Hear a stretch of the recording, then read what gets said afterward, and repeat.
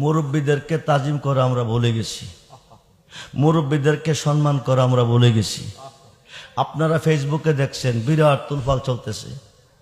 গত রাত্রে শায়েস্তাগঞ্জের পাশে, আমি আমার বিষয়টা না বললে তো আপনারা বুঝবেন না, শায়েস্তাগঞ্জের পাশে একটা প্রোগ্রাম ছিল। এই প্রোগ্রামে আমার সাথে ছিল শামীম রেজা কুমিল্লার, ও ছিল বিশেষ বক্তা, আমি ছিলাম প্রধান অতিথি। ওর ওয়াজ শেষ করছে, আমি স্টেজে গেছি, ডাইন পাশের চেয়ারটাতে আমি বসছি।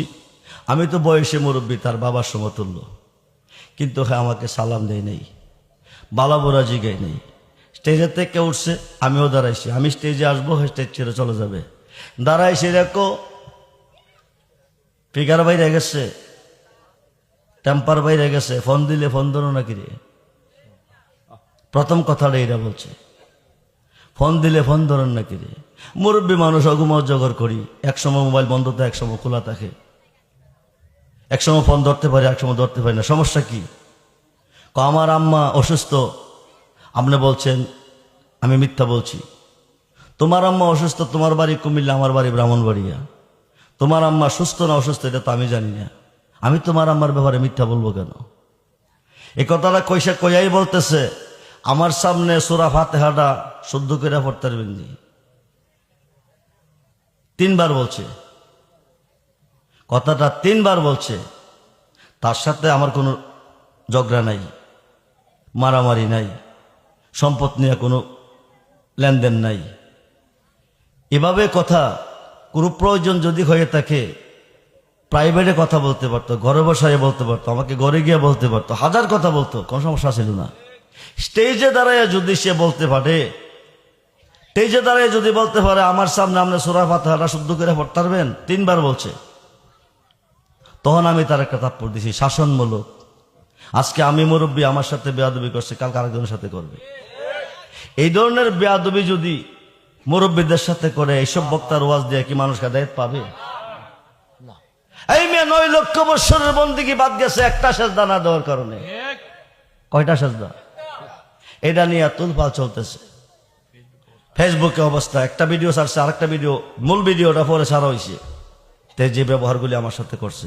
আপনারা ভিডিওটা দেখলে পাইবেন, আপনারা রায় দিবেন কি করা যায়। এই ধরনের বেয়াদবি যদি করে, আমি তারে মারি নাই, শাসনমূলক, আমি মুরব্বী হিসাবে তার বাবার বয়সের সমতুল্য, তার জন্য এই ধরনের বেয়াদবি না করে আমি শাসনমূলক তার একটা চোর দিছি।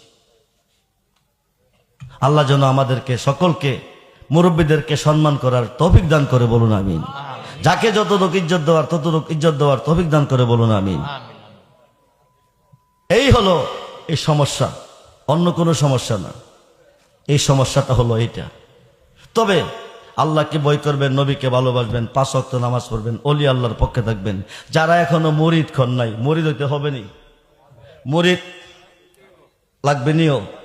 মিশকাত এবং মুসলিম শরীফের হাদিস, নারী পুরুষ সকলকে মুরিদ হইতে হবে, নারী পুরুষ সকলকে মুরিদ হইতে হবে। মিশকাত এবং মুসলিম শরীফের হাদিস। মুরিদ না হইয়া মারা গেছেন, হাসরের মাঠে জাকিলিয়াতের মধ্যে দাঁড়াবেন, জান্নাত দূরের কথা বারিন্দ হইতেন না। যাদের পীর নাই তার পীর হলো শয়তান। 4 তরিকার পীরের খাতে খাত দিয়ে বায়াত হয়ে যান, আপনি ইন্তেকাল করবেন, সবাই চলে যাবে, বিসমিল্লাহ আলা মিল্লাতে রাসূলকে সারবে, নবীজি কবর থেকে আপনাকে কুলে নিবে, সিনা মুবারকের সঙ্গে জড়িয়ে ধরবে, যতক্ষণ পর্যন্ত নুরানি বিছনা কবরে না বিছাবে ততক্ষণ পর্যন্ত আপনাকে কুলে রাখবে, সারবে না। যে নবী যাকে কোলে নিবে তার কবরে কোনো প্রশ্ন নাই। ইন্নাল্লাযীনা ইউবাইয়ুনাকা ইন্নামা ইউবাইয়ুনাল্লাহ ইয়াদুল্লাহি ফাওকা আইদিহিম। আরব দেশে হুদাইবিয়া নামক স্থানে সূরা ফাতিহার 10 নম্বর আয়াতে প্রমাণ।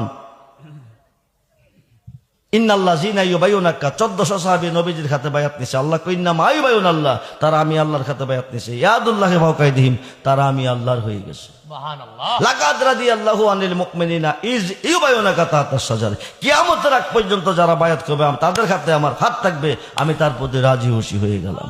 ওই মানুষটা ইন্তেকাল করে কবরে যাবে, নবীজি কোলে নিবে। এই কবরে মুনকার নাকির কোনো প্রশ্ন করতে আল্লাহ, কারণ নবীর যিনি হয়ে গেছে তিনি আল্লাহর হয়ে গেছে।